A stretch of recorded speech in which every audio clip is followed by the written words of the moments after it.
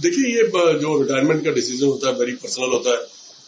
कई बार बड़ी मुश्किलें भी होती है जैसे ऐसा डिसीजन लेने में, क्योंकि आप वर्ल्ड के स्टार हैं, आप अप एंड डाउन हो रहे हैं और आप इतने बिजी हैं, तो उससे भी थोड़ा सा आपको ये डिसीजन लेने में थोड़ा सा मुश्किल जरूर होती है। पर रोहित जो हम जानते हैं कि वो डिसीजन ले सकता है, क्योंकि he is being captain for Indian team and he taken some very very good decision. तो क्या है कि और रोहित ने बहुत एंटरटेनमेंट किया।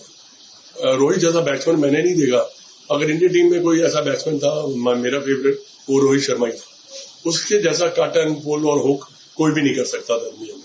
तो उसने और भारत को उन्होंने अनगिनत जो है मैचेस भी जिताए हैं, जो कि सबसे बड़ी उनकी कंट्रीब्यूशन रही है।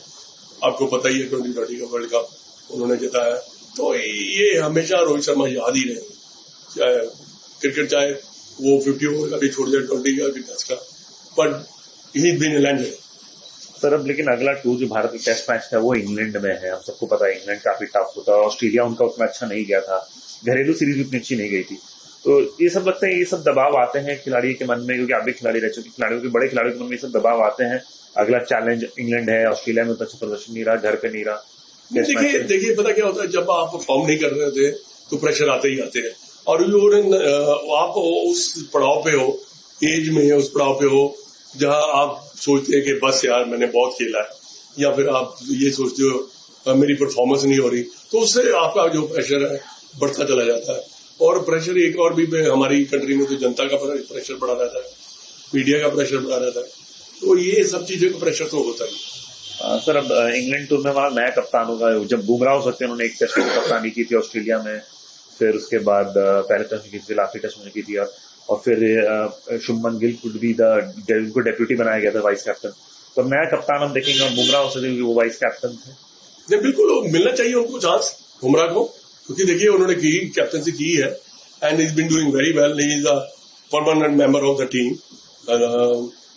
तो मैं समझता हूं कि ये उसको ही मिलना चाहिए।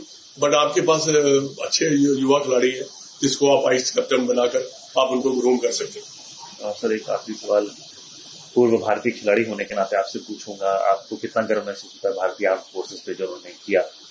मैं तो हमेशा ही कहता हूं कि जो हमारे रियल हीरो हैं वो भारतीय आर्म फोर्सेस है, क्योंकि अब कई बार क्रिकेटर और हीरोज जो वो बहुत बड़ा प्रोटेक्ट उनको किया जाता है, बट रियल हीरो जो है हमारे वो